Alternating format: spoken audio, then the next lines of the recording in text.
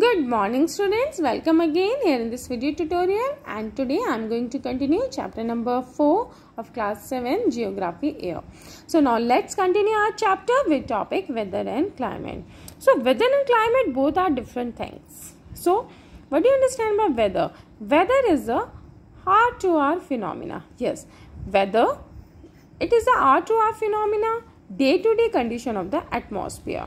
It can be changes hour to hour also, and it can be changes day to day also. So in simple terms, you can say that weather is this hour to hour, day to day condition of the atmosphere. And you know what? A hot or humid weather may make one irritable, and a pleasant breezy weather may make one cheerful and even plan for an outing. Now, what do you understand by climate? Climate, it is the average weather condition of a place. It is also a weather condition, but for a longer period of time. Yes, this is hour to hour. It means weather is hour to hour and day to day. But in comparison of weather, climate is the also average weather condition of a place for a longer period of a time of a particular place. So got it? Now let's come here. Temperature. What do you understand by temperature? The degree of hotness and coldness of the air. आपकी air की जो degree अगर हम measure करें वो hotness में and coldness में, it is known as temperature. And you know what? The temperature of the atmosphere changes not only between day and night but also from season to season. All of you know that in comparison of winter, summers are hotter, and in comparison of summers, winters are colder. So, an important factor that influence the distribution of temperature is insolation. Which is the important factor that influence the distribution of temperature? Insolation. And what is insolation? Insolation is the incoming solar energy interrupted by the earth. It means insolation आपकी जो sun से rays आ रही हैं, जो आपकी earth में sun से rays आ रही हैं, solar energy आ रही है, वो earth कितनी interpret करता है? बट आपको पता है आपकी जो सन रेज है वो भी पूरी अर्थ तक नहीं आ पाती. कुछ जो है आपका ओजोन लेयर एब्जॉर्ब कर लेता है, कुछ जो है क्लाउड से रिफ्लेक्ट हो जाती हैं, और कुछ जो है आपके जो डस्ट पार्टिकल्स होते हैं आपके एटमॉस्फेयर में उससे जो है रिफ्लेक्ट हो जाती है. तो थोड़ा बहुत ही इंसुलेशन जो है हमारी अर्थ पे आ पाता है. And you know the amount of insulation decreases from the equator towards the poles. It means आपको पता है कि आपकी जो अर्थ है वो कैसी है? टिल्ट है. आपकी अर्थ टिल्ट होने की वजह से जो आपके इंसुलेशन है वो डायरेक्ट किस पे आती है? इक्वेटर पे आती है. बट उसके बाद वो वेव होके जो आपकी पोल्स है वहां जो है कम है. सो दैट्स व्हाई इक्वेटर पे जो है आपकी इंसुलेशन है वो ज्यादा है, और जो पोल्स पे है वो जो आपकी इंसुलेशन है वो है कम. सो गॉट इट? जो आपकी इंसुलेशन का जो अमाउंट है वो इक्वेटर पे क्या है? ज्यादा है, और जो पोल्स पे है वो जो है कम है. Now let's come here.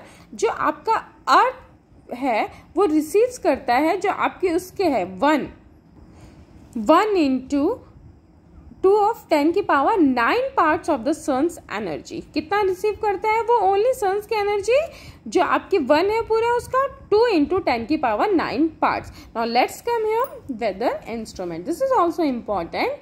Thermometer. The number 1 is thermometer. So thermometer we use to measure the temperature. And then barometer. Barometer we use to measure the atmospheric pressure.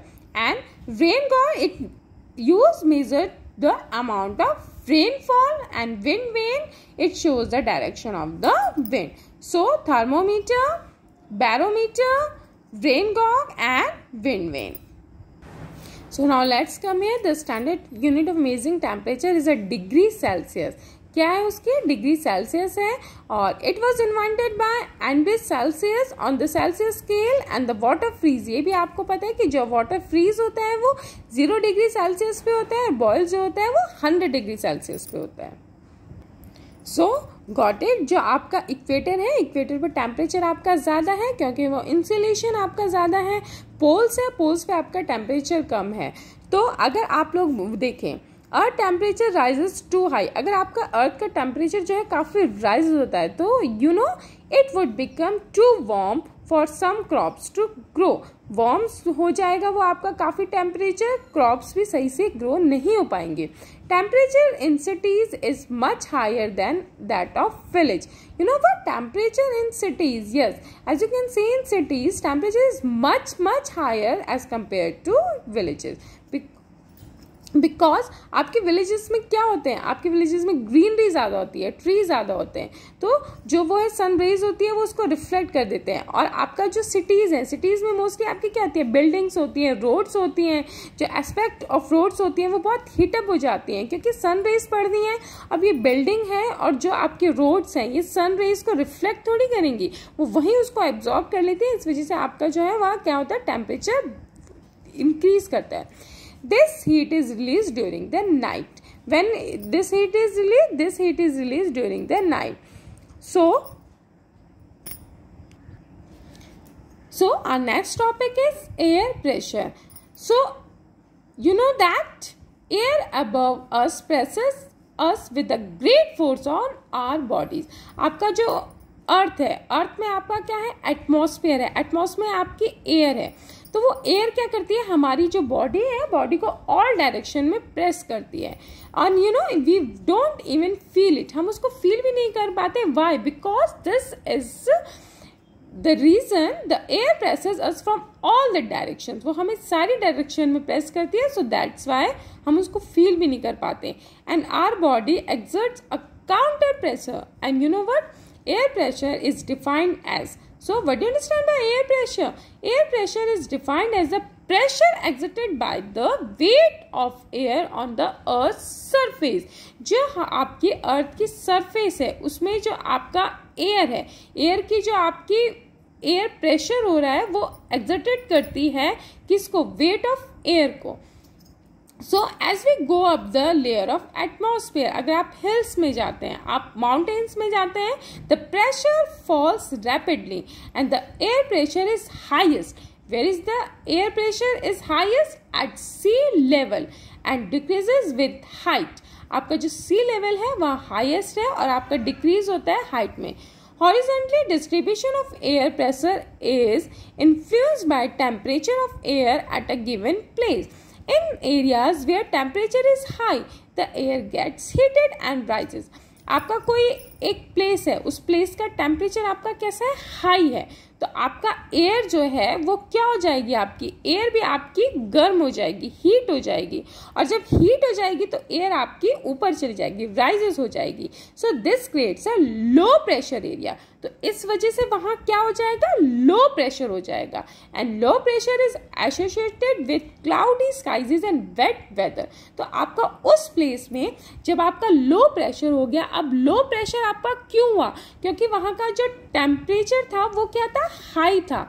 और जब हाई टेम्परेचर से air भी आपकी क्या हुई, heat हुई, और heat होके आपकी एयर भी राइज हो गई. तो उसके बाद वहाँ का जो टेम्परेचर है लो होने की वजह से वहाँ का जो वेदर था वो कैसा हो गया, क्लाउडी हो गया और वेट हो गया.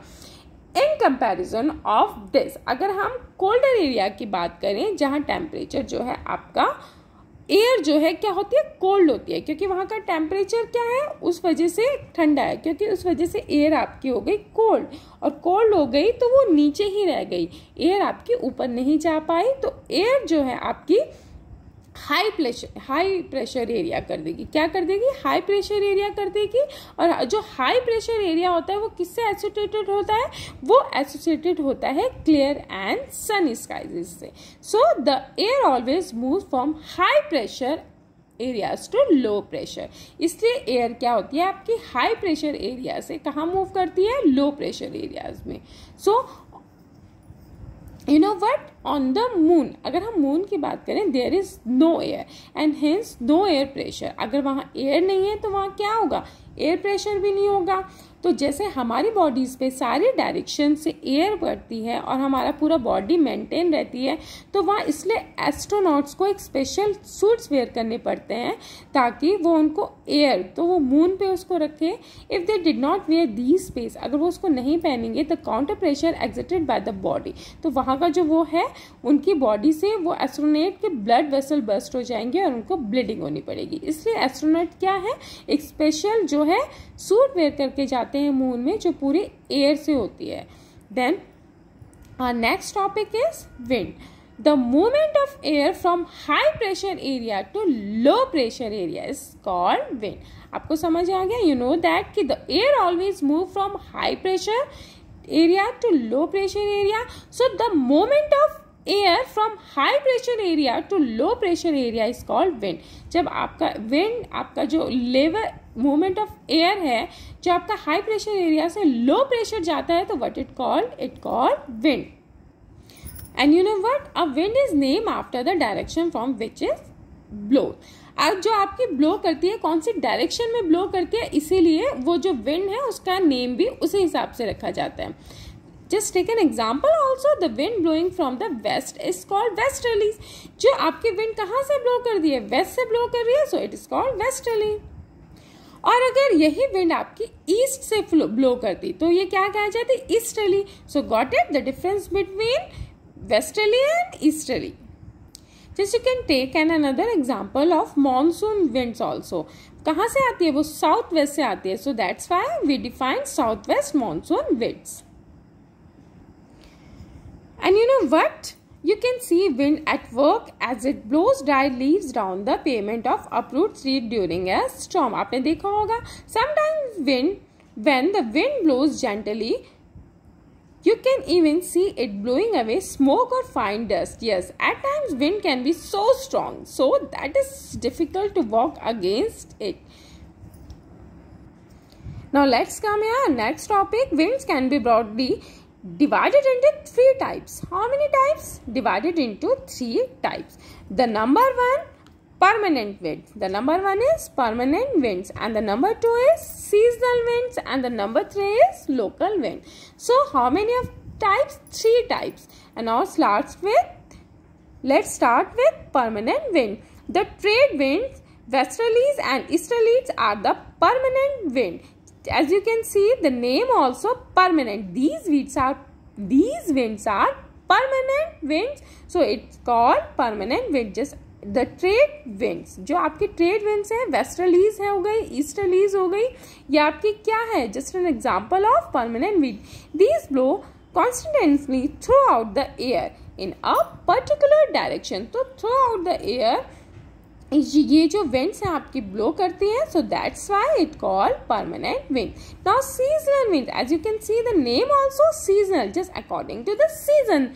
These winds change their direction in different seasons. Yes, in winter also, in summer also. An example, yes, you can say, for example, monsoons in India. So monsoon in India is an example of seasonal winds, and westerlies and easterlies are the permanent wind. So seasonal winds change their direction in different seasons. Next one is local winds. These blow only during a particular period of the year in a small area. आपका एक particular year में एक particular time पे ही ये blow करती हैं. Just like take an example of loo.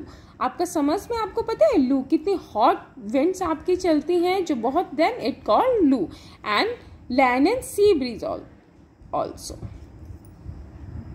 Just look at here figure 4.4 major pressure belts and wind system. As you know आपका equator है, इक्वेटर में आपकी काफ़ी गर्मी होती है, काफ़ी गर्म है आपका. सो आपका क्या होता है, विंड जो है आपकी विंड भी आपकी हीटअप हो जाती है, हीटअप होके वो राइज हो जाती है. ऐसे आपका यहाँ नॉर्थ पोल है, आपका यहाँ साउथ पोल है, तो आपका यहाँ टेम्परेचर ज़्यादा है, ठंडा है क्योंकि यहाँ स्नो रहती है. तो आपका क्या है, विंड आपका जो आपकी वहाँ का टेम्परेचर है, वहाँ टेम्परेचर ठंडा होने की वजह से वहाँ का जो एयर प्रेशर है, एयर प्रेशर है, तो एयर प्रेशर जो है वहाँ नीचे ही रहता है, ठंड रहती है, तो इस वजह से वहाँ का कैसा हो जाता है, हाई प्रेशर हो जाता है. इक्वेटर में आपकी जो एयर है वो वार्म अप होकर ऊपर चली जाती है, तो वहाँ का क्या हो जाता है, लो प्रेशर होता है. इस तरह से आपकी विंड करती है. जैसे सब पोलर लो प्रेशर है, ट्रिबलिंग है, वेस्टर्लीज आपकी यहाँ से आती है. देन उसके बाद ट्रॉपिक हाई प्रेशर है, हॉट्स लैटिट्यूड्स में हो जाता है, वो आपका यहाँ ट्रॉपिक ऑफ कैंसर में जाके नॉर्थ ईस्ट ट्रेड विंड्स हो जाती है. देन यहाँ साउथ ईस्ट ट्रेड विंड्स है. Then let's come here prevailing westerlies है आपका सेम यहाँ, पोलर ईस्टर लाइन्स है आपका, then high, then north pole and then south pole also. Now let's come here. Our next topic is moisture. When water evaporates from land and different water bodies. अब जब आपका water क्या होता है, evaporates होता है land से और different water bodies में, it become water vapor. क्या बनता है आपका water vapor? So moisture is the air at any time is known as humidity. तभी आप कहते हैं ना कि आज बहुत humidity है. So you know what? That's why we call when the air is full of water vapor, we call it as humid day. जब आपका जो एयर में है फुल ऑफ वाटर वेपर होता है, ह्यूमिडिटी होती है, काफ़ी ज़्यादा होता है, तो हम इसको क्या कहते हैं, humid day. As the air gets warmer, its capacity to hold the water vapor increases and so it becomes more and more humid. So आपका जो air है वो warm हो जाती है. कैसे हो जाती है? Warm हो जाती है और इसकी जो capacity होती है वो increase हो जाती है water vapor को hold करने के लिए. इसलिए आपका क्या हो जाता है, more humid हो जाता है.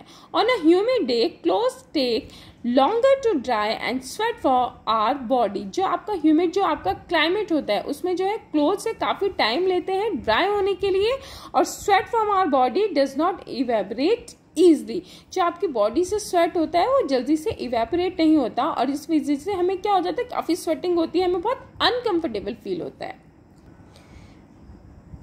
When the water vapor rises, और जब water vapor क्या होता है, rise होता है, it starts cooling. वो कैसा होना स्टार्ट हो जाता है, cool होना स्टार्ट हो जाता है. The water vapor condenses causing formation of droplets of water. Clouds are just masses of such water droplets. Yes, clouds are just masses of such water droplets. जो आपका water droplets है, क्या है उसका, क्लाउड्स आपका क्या है, जस्ट मासेस है. When these droplets of water become too heavy to float in air, जब ये जो आपके ड्रॉपलेट्स ऑफ वाटर हैं वो बहुत हैवी हो जाते हैं, then they come down as precipitation. So again just look at here, when these droplets of water become too heavy, जब ये droplets of water बहुत heavy हो जाते हैं, जो float कर रहे होते हैं air में, then they come down as precipitation. जो precipitation की form में आ जाते हैं. Jet planes flying in the sky leave a white trail behind them. The moisture from their engines condenses. We see trail of this condensed moisture for some time when there is no air movement to disturb it. And you know what? Precipitation that comes down to the earth in liquid form is called rain. जब आपका precipitation होता है, जो आपका water droplets है वो बहुत ज़्यादा heavy हो गए, जो एयर में आपके फ्लोट कर रहे हैं, उसके बाद वो किसकी फॉर्म में आ जाते हैं, लिक्विड की फॉर्म में. लिक्विड की फॉर्म में जब वो आपका वापस अर्थ में हो जाते हैं तो it's called rain. Most of the ground water comes from rain water. जो आपका ग्राउंड का वाटर है वो कहाँ से आता है, most of it's come from rain water. Plants help preserve water. All of you know that plants आपका क्या करते हैं, प्रिजर्व करते हैं वाटर का. When trees on hill sides are cut, rain of water flows down the bare mountains and cause flooding of low lying area. जब आपके ज्यादा ट्रीज कट हो रहे हैं साइड से, हिल साइड्स के, तो रेन वाटर क्या होता है, फ्लो डाउन करना जाता है, और उस वजह से वहाँ क्या होती है, फ्लोडिंग होती है वहाँ लाइंग एरियाज में. On the basis of mechanism there are 3 types of rainfall. Just look at here, how many types of rainfall, 3 types of rainfall. How many types, the 3 types of rainfall. So the number 1 is conventional rainfall, the number 2 is orographic rainfall, and number 3 is cyclonic rainfall. In more deeply we will learn types of rainfall in our further chapter. इससे ज़्यादा हम अपने further chapter में, here just you can know that कि how many types of rainfall, 3 types of rainfall. The number 1 is conventional rainfall, the number 2 is orographic rainfall, and the number 3 is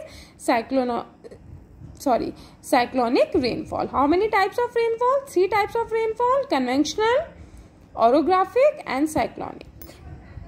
And you know what? Rainfall is very important for the survival of plants and animals, and it brings fresh water to the earth's surface. Yes, rainfall brings fresh water to the earth's surface. And if rainfall is less, you know what, अगर आपका rainfall जो है less होगा, water scarcity and drought, अगर आपका क्या हो जाएगा, water की कमी हो जाएगी और drought, सूखा हो जाएगा. On other hand, if it is more, floods takes place. और अगर रेनफॉल आपका और ज़्यादा हो जाएगा तो क्या हो जाएगा, वो फ्लड्स हो सकते हैं. तो एक जो आपका वो है एक लेवल है वो आपका रेनफॉल का होना चाहिए, because it is important. Yes, rainfall is very very important for the survival of plants and even animals also, even human beings also. So other forms of precipitation are snow, sleet and hail. और आपके प्रेसिपिटेशंस की other forms भी हैं, यानी कि आपकी जो आपका क्लाउड्स हैं वो हैवी हो जाते हैं किसमें, वाटर ड्रॉपलेट से. तो टेम्परेचर के अकॉर्डिंग होता है. तो उसके अदर फॉर्म्स में स्नो है, slit and hell also. So thank you all of you. Have a nice day ahead.